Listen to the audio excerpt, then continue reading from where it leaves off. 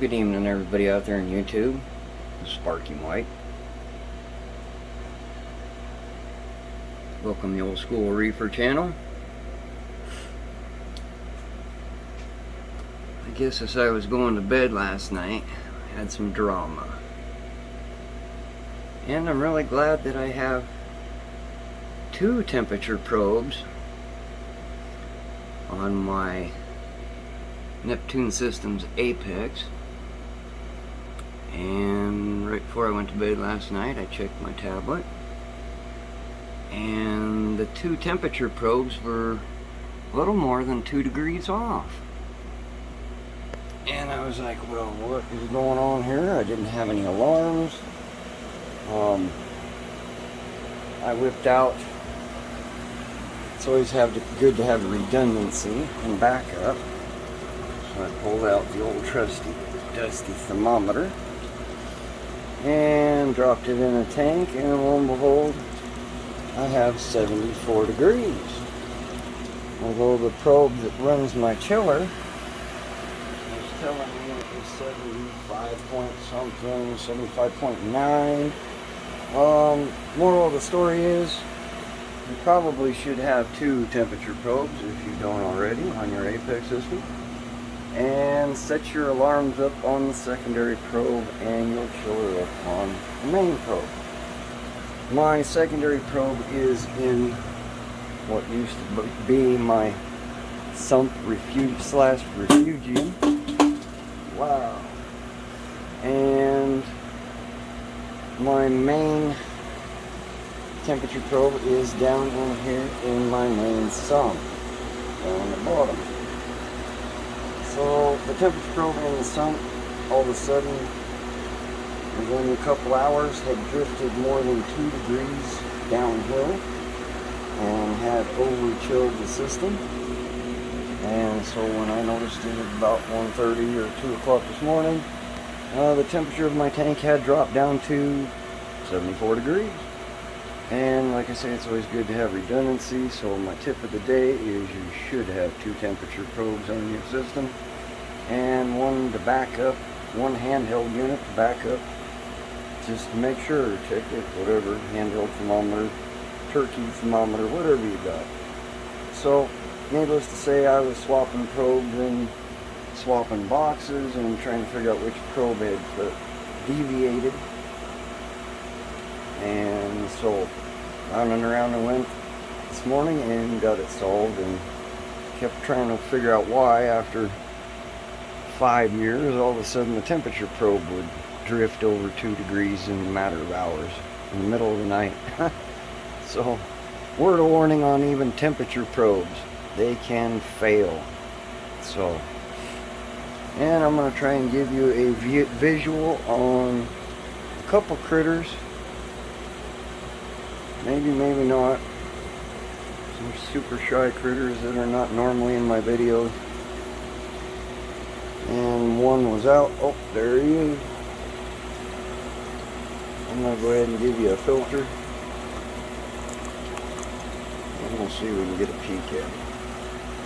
Super shy, and like I say, I don't think I've ever caught him in any of my videos.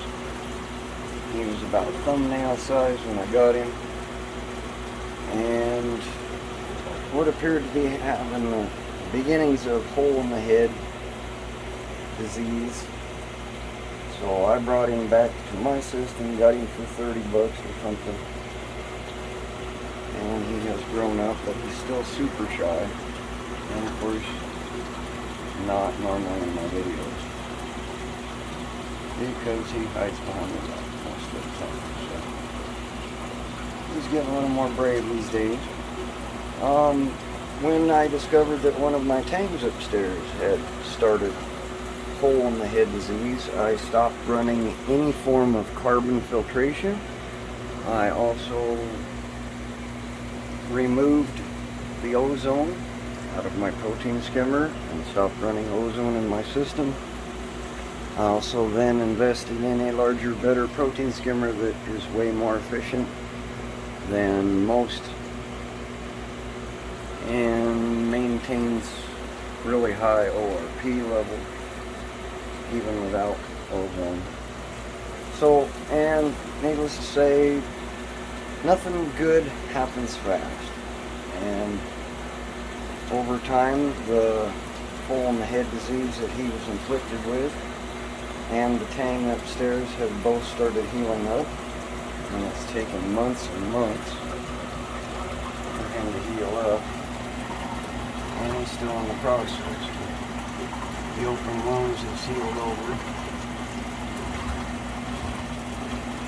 on his face and on the lateral line, and seems to be getting better. So he has lost a little color in his face. These are a few of the critters you don't normally see in my videos because they are so shy and generally vanish, and even when I have company over, unless you're the person that feeds them, you generally don't see them. And so my anemone also broke loose today while I was actually working on the tank. Noticed it, and he'd actually wrapped himself around the gonopora, and the poor gonopora got split a couple days ago, and he was starting to recover but got stung a little bit, and of course he was wrapped around everything, and I dragged him back over here to the corner to confine him and his hosting clownfish. It's hosting clownfish.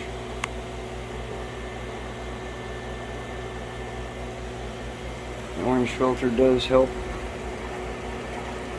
show almost what the human eye would see versus a camera. So, gorgeous anemone. Purple and green. Well, he broke loose, started stinging everybody, so I had to stick him back. I am in the middle of upgrading and going to tier another tank. I'm going to set an 80-gallon tank right here and move my ATO system over here to the right. So I'm going to tier 2 tanks together very soon and give this poor anemone and their clowns their own tank, basically, and a little more room to expand and explore.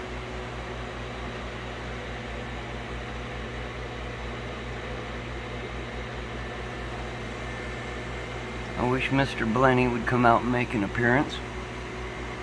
We call him Waldo, but it's a starry Blenny that's just super camouflaged.